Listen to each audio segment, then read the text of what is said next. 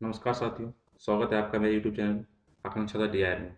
इस खास सीरीज में हम बात करते हैं करंट अफेयर्स और उनके विश्लेषण के बारे में, जो कि यूपीएससी, स्टेट पीएससी के साथ ही अन्य एग्जाम के लिए अत्यधिक सहायक है। यदि आप मेरी क्लास में नए हैं तो चैनल को लाइक करें, सब्सक्राइब करें, अपनों के साथ शेयर करें और हाँ, बेल आइकन को जरूर प्रेस करिए, जिससे आपको आगे आने वाले वीडियोज़ की नोटिफिकेशन मिल सके। तो आइए शुरू करते हैं आज की क्लास को।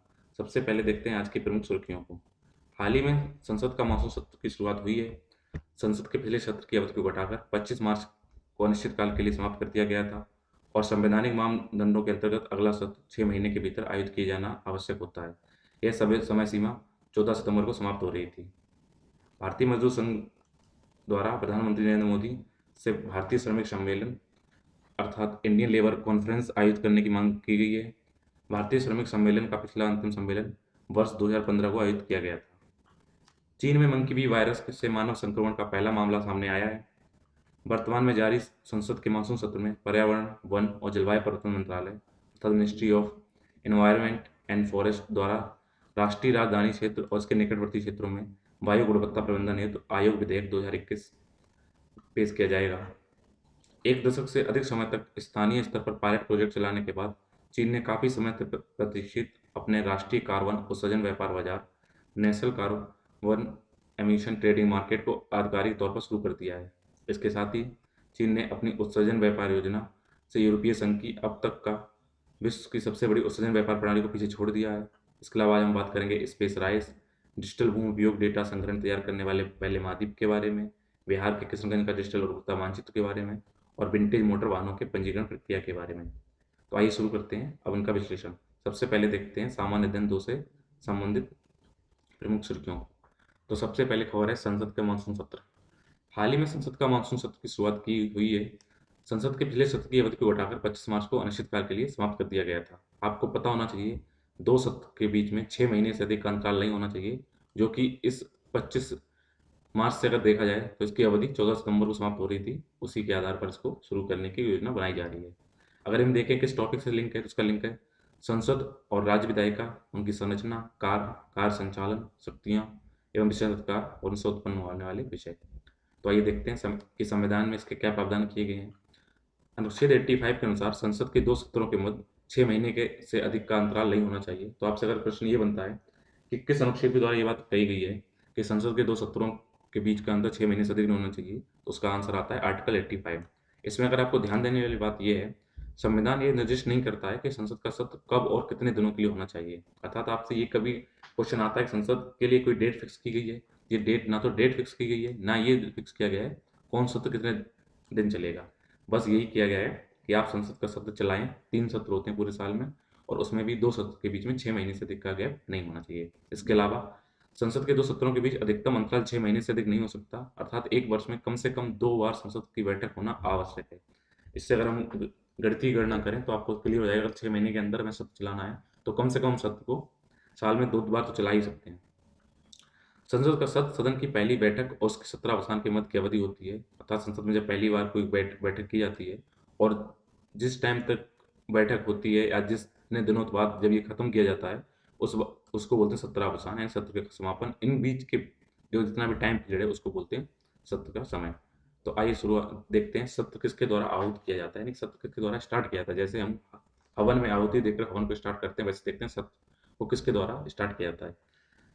अगर थ्योरेटिकल रूप से देखें तो राष्ट्रपति समय समय पर संसद के प्रत्येक सदन को ऐसे समय और स्थान पर जिसे वह ठीक समझे अधिवेशन के लिए आहूत करेगा। अर्थात ये संसद का सत्र किस समय आहूत किया जाएगा ये किसके विवेक के ऊपर निर्भर होता है, ये विवेक के ऊपर होता है राष्ट्रपति के विवेक। तो क्या राष्ट्रपति इसमें फुल्ली अपना विवेक दिखाता है, उसका बात देखते हैं। व्यवहारिक तौर पर संसद की बैठक की तारीखों के संबंध में संसदीय मामलों की कैबिनेट समिति जिसमें वरिष्ठ मंत्री शामिल होते हैं निर्णय लेती है और इसे राष्ट्रपति को अवगत कराती है, उन्हें सूचना देती है कि हमने क्या निर्णय लिया है।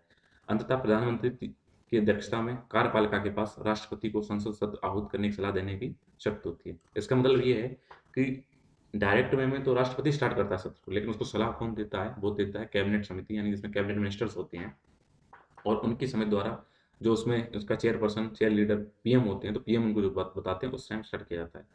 अगर हम देखें कि इन संसदीय सत्र का महत्व क्या है, तो विधि निर्माण अर्थात कानून बनाने के कार्य संसदीय सत्र के दौरान ही किए जाते हैं। हमारे देश में जितने भी कानून बनते हैं, जो भी कार्य होते हैं, उन कानूनों को अमली जामा कहाँ पहुँचाया बनाया पहनाया जाता है, वो बनाया जाता है संसदीय सत्र में, क्यों वहाँ पे चर्चा होती है उनके बारे में, डिबेट्स होती हैं, फिर उनको बनाया जाता है।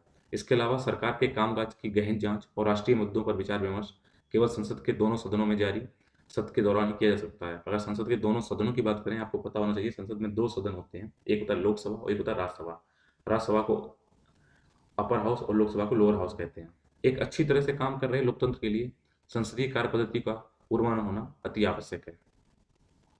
तो आइए अब बात करते हैं सम्मानित दिन 3 के संबंधित खबरों के बारे में। सबसे पहले खबर है भारतीय श्रमिक सम्मेलन, इंडियन लेबर कॉन्फ्रेंस। तो आपका ये लोगो देखिए, ये आईएलओ का लोगो है, और इसके अगर विषय की बात करें तो ये बेसिकली बात करता है गैर सरकारी संगठनों या विभिन्न संगठनों के बारे में। तो देखते हैं इसके बारे में क्या है। भारतीय श्रमिक सम्मेलन आयोजित करने की आवश्यकता पड़ती क्यों है? देश में सरकार, नियोक्ता और मजदूर अर्थात गवर्नमेंट और जो जॉब देते हैं वो लोग, और तीसरे होते हैं जो काम करते हैं उसके अंदर वो, ये इनका त्रिपक्षीय ट्रिपार्टिज्म परंपरा को बनाए रखने के लिए भारतीय श्रमिक सम्मेलन की आवश्यकता है। क्योंकि अगर भारत में श्रम की कंडीशन क्या है, उसके लिए क्या रूल बनाए जाएँ, कैसे जॉब दी जाए, सरकार उसमें अपना क्या हाथ दिलवाएगी, इन तीनों के त्रिपक्ष को बनाए रखने के लिए भारतीय श्रमिक सम्मेलन आयोजित करना आवश्यक हो जाता है। चूंकि भारतीय संसद द्वारा त्रिपक्षीय प्रणाली से संबंधित अंतर्राष्ट्रीय श्रम संगठन इंटरनेशनल लेबर ऑर्गेनाइजेशन के अब समय संख्या 144 की पुष्टि की जा चुकी है, अतः भारतीय श्रमिक सम्मेलन आयोजित करना भारत का कानूनी दायित्व हो जाता है। क्योंकि हमने क्या किया, आईएलओ के जो अभिसमय है उसका एक सीरियल नंबर 144 है, उसको हमने क्लिक किया है, उसको हमने हाँ बोला है, उसमें हमने साइन किए हैं, उसको माना है। तो क्योंकि हमने उसको माना तो उसका रूल ये कहता है कि आप सत्र आयोजित करें तो आपको आयोजित करना होगा, सम्मेलन बनाने होंगे। तो आइए बात करते हैं पहले आईसीएल के बारे में। इंडियन लेबर कॉन्फ्रेंस देश के मजदूर वर्ग से संबंधित मुद्दों पर सरकार को परामर्श देते हुए श्रम व रोजगार मंत्रालय में एक शीर्ष स्तरीय त्रिपक्षीय सलाहकार समिति है। तो अगर आपसे बात की जाए तो इंडियन लेबर कॉन्फ्रेंस किस मंत्रालय से संबंधित है? ये श्रम और रोजगार मंत्रालय से। भारतीय श्रमिक सम्मेलन में सदस्यों में सभी 12 केंद्रीय ट्रेड यूनियन संगठन, नियोक्ताओं के केंद्रीय संगठन, सभी राज्य सरकारें, केंद्र शासित प्रदेश, एजेंडा से संबंधित केंद्रीय मंत्रालय विभाग आज शामिल हैं।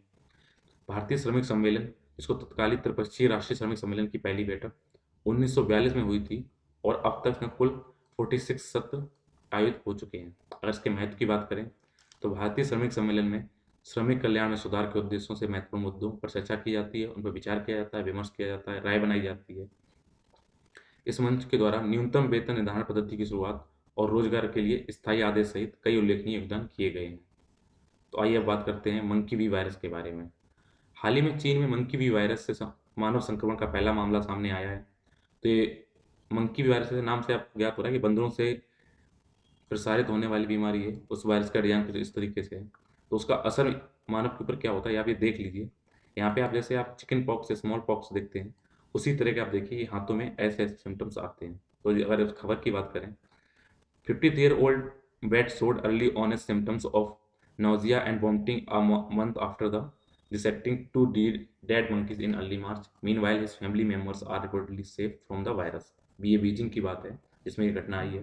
तो उसका अगर टॉपिक से लिंक देखें तो ये विषय शिक्षा, स्वास्थ्य, मानव संसाधनों से संबंधित सामाजिक क्षेत्र, सेवाओं के विकास और उनके प्रबंध से संबंधित है। तो आइए बात करते हैं मंकी बी वायरस के बारे में। इस वायरस को पहली बार 1932 में पहचाना गया था। इस वायरस से वर्ष 2020 तक मात्र 50 व्यक्ति संक्रमित पाए गए हैं, जिनमें से 21 व्यक्तियों की इसकी वजह से मौत हो चुकी है। यह मकाका प्रजाति के मकाक में पाया जाने वाला एक पशु स्थानिक अल्फा हार्पिस वायरस है।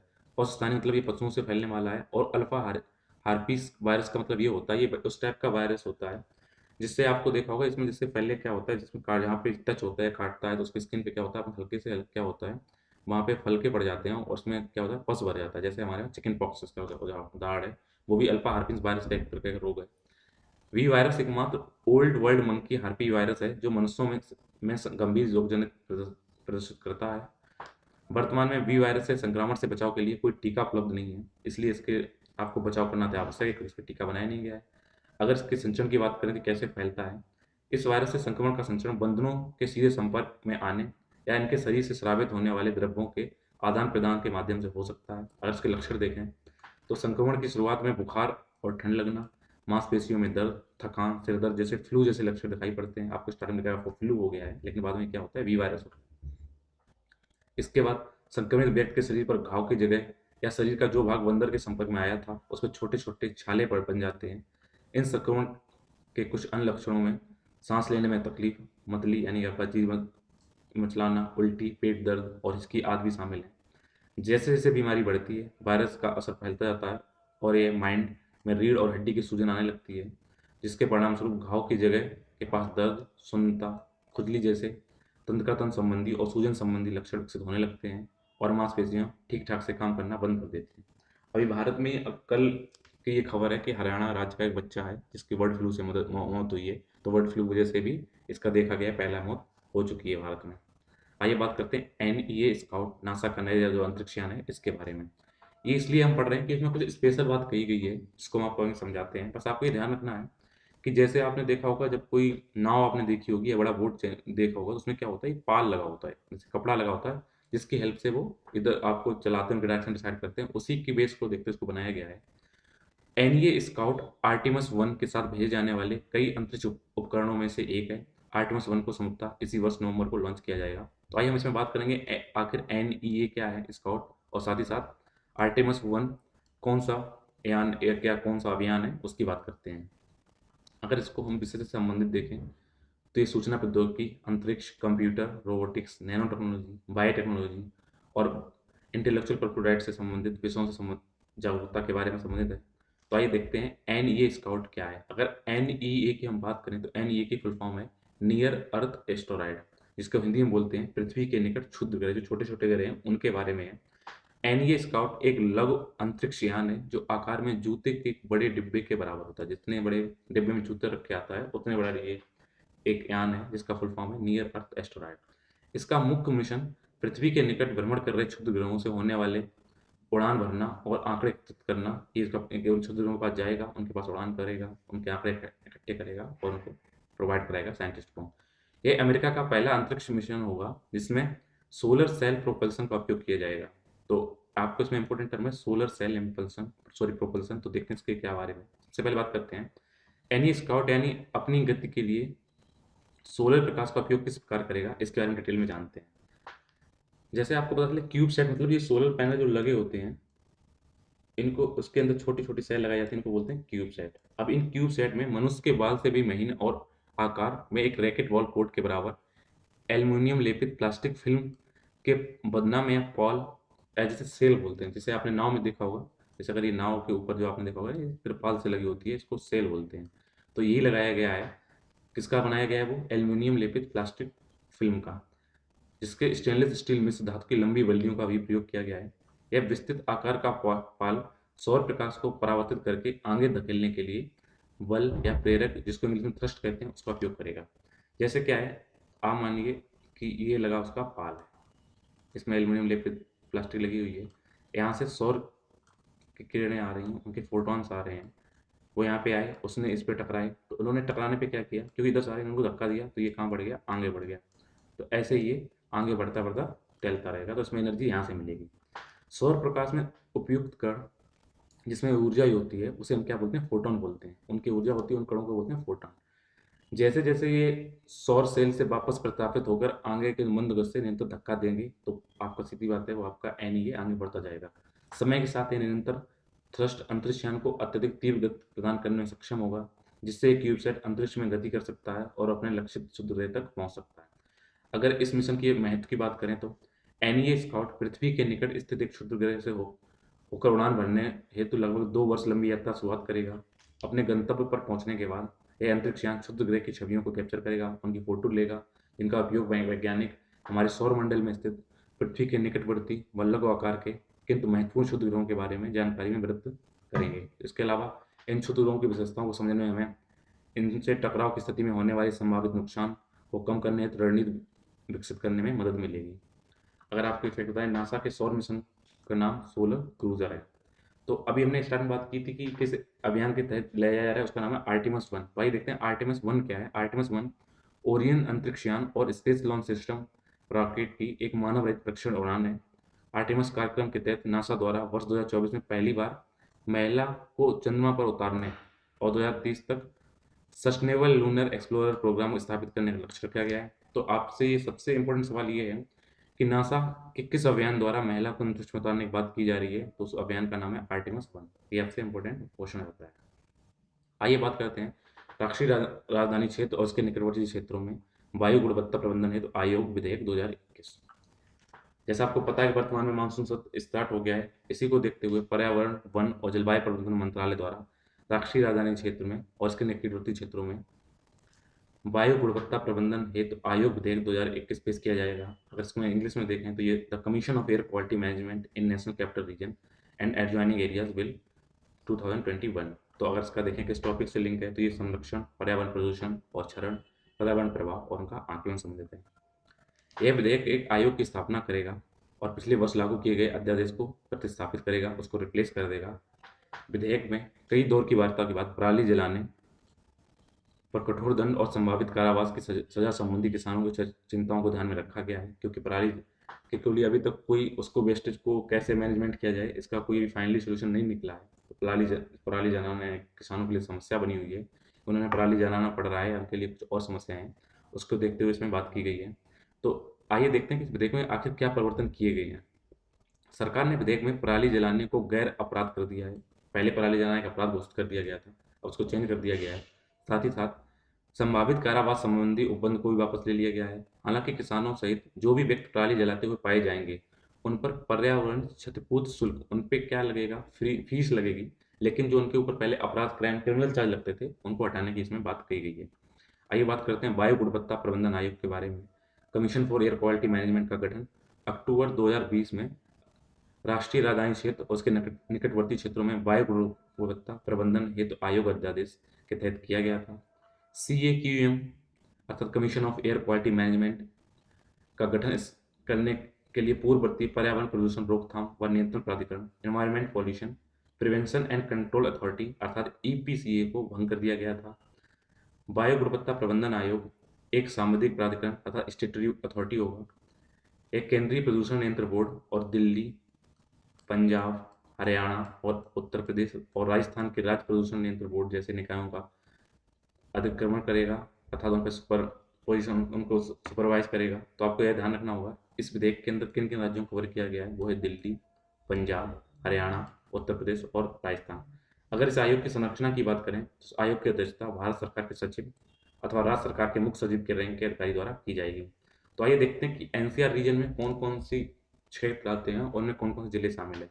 तो सबसे पहले राज्य की बात करें तो इसमें आता है दिल्ली, हरियाणा, कुछ पंजाब का, राजस्थान का और उत्तर प्रदेश का। तो NCR की बात करें तो इसमें देखते हैं तो पूरी दिल्ली तो आती है, साथ ही साथ अगर हरियाणा की बात करें तो इसमें सोनीपत, रोहतक, झज्जर, गुड़गांव, रेवाड़ी, फरीदाबाद आता है। राजस्थान का अलवर जिला आता है। उत्तर प्रदेश का बागपत, मेरठ, गाजियाबाद, गौतम बुद्ध नगर जिसे जीवी नगर के नाम से आता है। आइए बात करते हैं चीन का राष्ट्रीय कार्बन उत्सर्जन व्यापार बाजार के बारे में। China's national carbon emission trading market. अगर संदर्भ की बात करें तो 1 दशक से अधिक समय तक स्थानीय स्तर पर पायलट प्रोजेक्ट चलाने के बाद चीन ने काफ़ी समय से प्रतीक्षित अपने national carbon emission trading market को आधिकारिक तौर पर शुरू कर दिया है। इसके साथ ही चीन ने अपनी एमिशन ट्रेडिंग स्कीम से यूरोपीय संघ की अब तक विश्व की सबसे बड़ी उत्सर्जन व्यापार प्रणाली को पीछे छोड़ दिया है। पहले यूरोपीय संघ की ये जो व्यापार प्रणाली थी, ट्रेडिंग सिस्टम था, उसको पीछे छोड़ के अब इससे आगे कौन निकल गया? चाइना। तो आपको क्वेश्चन आएगा कि किस देश को अब ट्रेडिंग बाजार में सबसे आगे नाम आ गया है, ये किसने सिस्टम बनाया है, किसने योजना बनाई है, पॉलिसी बनाई है, उसका नाम है चाइना। तो सबसे पहले बात करते हैं कार्बन बाजार के बारे में, अर्थात कार्बन मार्केट है क्या। अगर आपको हम एक नॉर्मली सिंपल बात बताएं, जैसे अगर मान लीजिए कोई मालिक है, वहाँ पे 2 सर्वेंट हैं, तो मालिक ने दोनों को 100-100 रुपये दिए कि आप जाइए अपना खर्चा कीजिए और इसी के ऑथराइज हैं आप। तो हो सकता है कि एक इंसान की खर्चा उस ज़्यादा करना चाहता हो, दूसरा कम करना चाहता हो। तो अभी क्या किया, जिसको एक वाले एक पर्सन को रुपए 100 थे, उसने पे 60 खर्च किए, उसके पास प्लस है 40, और दूसरे वाले खर्चा है 140, तो उसने क्या किया, ए से उधार लिया बी ने, और बी ने किया 140। तो जैसे ही ए ने अपने प्लस सरप्लस मनी को जब बी को प्रोवाइड कराया, तो इसी को बोलते हैं ट्रेडिंग की। उसने अपने अवशेष को उसने किया, किसे दिया, जिसको जरूरत थी। तो आइए इसको समझते हैं। अगर थोड़ी भाषा लैंग्वेज में देखें तो कार्बन मार्केट वह जगह होती है जहाँ ग्रीन हाउस गैस उत्सर्जन गैसों का ग्रीन हाउस गैस उत्सर्जन परमिट या अनुमति खरीदी और बेची जाती है। अर्थात ग्रीन हाउस गैस जो निकाले प्रोड्यूस किए जाते हैं, उनको कौन लोग खरीद सकते हैं, कौन लोग बेच सकते हैं, उनके परमिट उनको प्राप्त वहाँ पे होती है। जो कंपनियां कार्बन उत्सर्जन के मामले में अच्छा अच्छा प्रदर्शन करती हैं और अनुमोदित लक्ष्य से कम उत्सर्जन करती हैं, उनके पास कार्बन उत्सर्जन लक्ष्य अवशेष होता है। अर्थात जिनको जो टारगेट दिया गया कि आप 1000 टन कार्बन जो गैस एमिशन है वो करेंगे, और आपने कितना किया, केवल 800, तो आपके पास 200 टन कितना हुआ, सरप्लस हुआ कार्बन उत्सर्जन। तो ये आपके पास क्या, आप इसको बेच सकते हैं और कितने बेच सकते हैं, और अधिक प्रदूषण फैलने वाली कंपनियां अपना अनुपालन विवरण जमा करने के लिए इस अवशेष को खरीद सकती हैं। मतलब किसी ने 1200 टन कर दिया, वो भी 1000 के लिए ऑथराइज था, तो उसने 200 इनसे खरीदा और उसने दिखा दिया कि देखो मेरे पास 1200 टन का है, तो मैंने अपना एमिशन किया है। सरकार द्वारा हर साल के लिए कार्बन उत्सर्जन की कुल मात्रा की एक सीमा निर्धारित की गई है, और फिर कंपनियों द्वारा इस निर्धारित सीमा के भीतर उत्सर्जन कोटा बेचा और खरीदा जाता है। तो आइए देखते हैं कार्बन बाजार में भागीदारी कौन करते हैं। पहले चरण में इस प्रणाली के अंतर्गत केवल विद्युत क्षेत्र को कवर किया जाता है, केवल इलेक्ट्रिक एरियाज हैं उसको कवर किया जाता है, इलेक्ट्रिसिटी वाले की जगह फील्ड कवर किया जाता है। देखते हैं उनको क्यों कवर किया जाता है, क्योंकि प्रतिवर्ष देश के कुल वार्षिक उत्सर्जन का 40%, या फिर यूं बात करें 4 अरब टन से अधिक ग्रीन हाउस गैसों का उत्सर्जन करने वाले 2000 से अधिक विद्युत कंपनियों द्वारा इसमें भाग लिया गया है। क्योंकि इसमें कुल एमिशन है उसका 40% हिस्सा किसका है, इलेक्ट्रिसिटी का है, इसलिए इसमें बात की गई। साथ ही साथ इसमें आयरन, स्टील तथा मैन्युफैक्चरिंग सामग्री सहित 7 अन्य उच्च ऊर्जा गहन उद्योगों को भविष्य में कार्बन बाजार में उतारने की बात की गई है। तो अभी बात की जाए कार्बन बाजार में कौन सा क्षेत्र उतरे हुए हैं, तो उसका सिर्फ एक आंसर है, इलेक्ट्रिसिटी एरिया, केवल उसी को उतारा गया है। अगर बात करते हैं कार्बन बाजार की आवश्यकता क्यों पड़ी, तो चीन वर्ष 2030 तक अपने उत्सर्जन को चरम पर पहुंचाने और वर्ष 2060 तक कार्बन न्यूट्रलिटी हासिल करने संबंधी प्रयासों के अंतर्गत ग्रीन हाउस गैस उत्सर्जन को कम करने के लिए व्यापार योजना का उपयोग करने की कोशिश कर रहा है। सॉरी। इसके साथ ही चीन ने पहली बार राष्ट्रीय स्तर पर ग्रीन हाउस गैस उत्सर्जन को नियंत्रित करने की जिम्मेदारी उद्यमों को सौंप दी है। आइए अब कुछ अन्य समाचारों को देखते हैं। सबसे बात करते हैं स्पेस राइट्स। यह नवंबर में चीन द्वारा 23 दिनों तक चंद्रयान पर भेजे गए चांग A5 मिशन, तो चीन के एक मिशन भेजा गया है अंतरिक्ष में जिसका नाम है चांग A5 मिशन, के साथ भेजे गए धान के बीजों के उगाए गए चावल हैं जिन्हें स्पेस राइस बोला गया है। लगभग 40 ग्राम बीजों के ब्रह्मांडीय विकिरण और शून्य गुरुत्वाकर्षण में रहने के बाद पृथ्वी पर लौटने पर इनकी फसल काटी गई है। जहाँ पर क्या है, वहाँ पे ब्रह्मांड की जो रेडिएशन आती है, साथ ही साथ वहाँ पे ग्रेविटेशन फोर्स क्या है, जीरो है, उसमें इनके चावलों को उगाया गया है और इनका रिजल्ट देखने के बाद फेंके। सबसे पहले क्या किया गया है, साइंटिस्ट क्या गए, चावल को लेके गए, इन बीजों को क्या किया उन्होंने, पहले वहाँ पे उसमें इकट्ठा करके उन्होंने पहले से उनमें स्पोर्स लाए। उसके बाद उन्होंने टैंक के अंदर उनको उगाया। इस तरह से उन्होंने उसे एक जो ट्रे थी उनमें डाला, उस ट्रे में ये उगे। उगने के बाद में इस तरह की फसल आई और इनको नीचे की कटाई की गई। तो आइए देखते हैं इस बारे में क्या था। ऐसा माना जाता है कि अंतरिक्ष वातावरण के संपर्क में आने वाले चावलों के बीजों में उत्परिवर्तन हो सकता है और इनको पृथ्वी पर फिर से रोपे जाने के बाद ये अधिक उपज दे सकते हैं। तो ऐसा देखा गया कि हम वहाँ पे उगाएं और उनमें कुछ ऐसे म्यूटेशंस वहाँ से चेंजेस आएँ जो नीचे आकर उनमें क्या हो, प्रोडक्शन और बढ़ जाए। चीन द्वारा वर्ष 1987 से चावल और अन्य फसलों के बीज अंतरिक्ष में भेजे जा रहे हैं। चीन में अनुमोदित अंतरिक्ष फसलों के लिए, यानी जो मॉडिफाइड अंतरिक्ष जो फसलें हैं, उनके कुल रोपण क्षेत्र को लगभग वर्ष 2008 में 4 मिलियन हेक्टेयर से अधिक तक पहुंचाया जा चुका है। तो आइए बात करते हैं डिजिटल भूमि उपयोग डेटा संग्रह तैयार करने वाले पहले महाद्वीप के बारे में। ओपल डील इनिशिएटिव के तहत सटीक व्यापार और सामंजस्यपूर्ण डिजिटल भूमि उपयोग और भूमि उपयोग परिवर्तन डेटा संग्रह तैयार करने वाला अफ्रीका विश्व का पहला महाद्वीप बन गया है जिसने इस टेक्नोलॉजी को अपनाया है। अगर हम डील की बात करें तो इसकी फुल फॉर्म है data for environment, agriculture and land incentives. Data संग्रह और विश्लेषण पहल का नेतृत्व भारतीय कृषि और खाद्य संगठन, विश्व कृषि और खाद्य संगठन, food and agriculture organization, Africa संघ आयोग अर्थात अफ्रीकन यूनियन कमीशन द्वारा किया गया है। इस पहल के तहत पिछले 20 वर्षों में भूमि उपयोग परिवर्तन और अफ्रीका महाद्वीप के प्रत्येक देश में राष्ट्रीय स्तर पर भूमि पुनरुद्धार की क्षमता का आकलन करने संबंधी डेटा का एनालिसिस किया जा रहा है। तो आपसे क्वेश्चन ये आए, तो भूमि उपयोग डिजिटल डाटा का उपयोग करने वाला पहला महाद्वीप कौन है, तो उसका आंसर होगा अफ्रीका। और किस संगठन के नेतृत्व में किया गया है, वो है फाओ, फूड एंड एग्रीकल्चर ऑर्गेनाइजेशन। आइए देखते हैं अगली खबर। बिहार के किशनगंज का डिजिटल उर्वरता मानचित्र। हाल ही में बिहार कृषि विश्वविद्यालय के वैज्ञानिकों द्वारा डिजिटल फर्टिलिटी मैप तैयार किया गया है। इससे किसानों को क्या लाभ होगा, इस मानचित्र का उपयोग किसान अपनी आसानी से तय कर सकते हैं कि बेहतर लाभ के लिए उन्हें किस क्षेत्र में कौन सी फसल उगानी चाहिए। साथ ही साथ किसान नई फसल उगा सकते हैं और फसल विविधीकरण कर सकते हैं, उनमें डाइवर्सिटी ला सकते हैं। इसके अलावा किसान अपनी मिट्टी की उर्वरता स्तर को जानने के बाद उर्वरकों की सही मात्रा के बारे में निर्णय भी ले सकेगा। इससे उन्हें क्या होगा, बम्पर पैदावारी मिलेगी। अगर इसकी कुछ चिंताएं भी हैं उर्वरता डिजिटल फर्टिलिटी मैप की तो क्या चिंताएं हैं?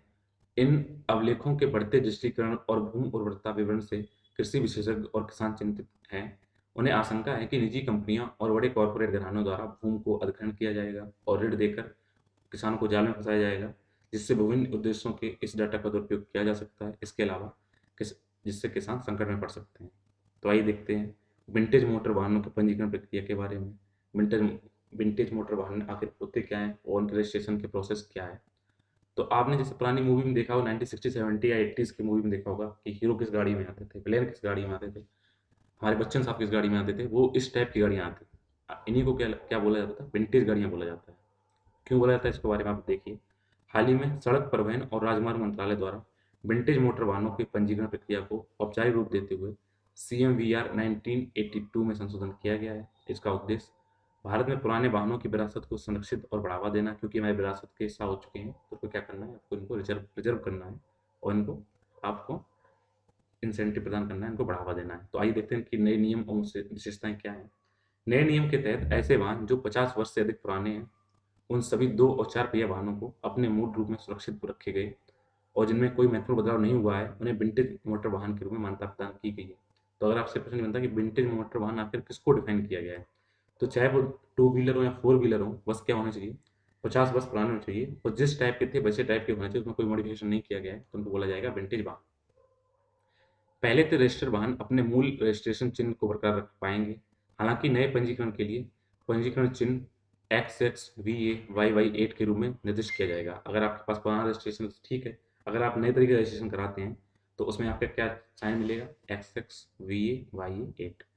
इन नियमित व्यावसायिक उद्देश्यों के लिए विंटेज मोटर वाहनों का संचालन सड़कों पर नहीं किया जाएगा। ना तो आप इन्हें कॉमर्शियल चीज़ में यूज कर सकते हैं, ना आप रेगुलर चीज़ में यूज कर सकते हैं, बस आपके उसमें आप सड़कों पे रख सकते हैं। तो इसी के साथ आज के प्रमुख समाचार समाप्त होते हैं। उम्मीद करता हूँ आपको आज के बस और ये खबरें सही लगी होंगी। धन्यवाद।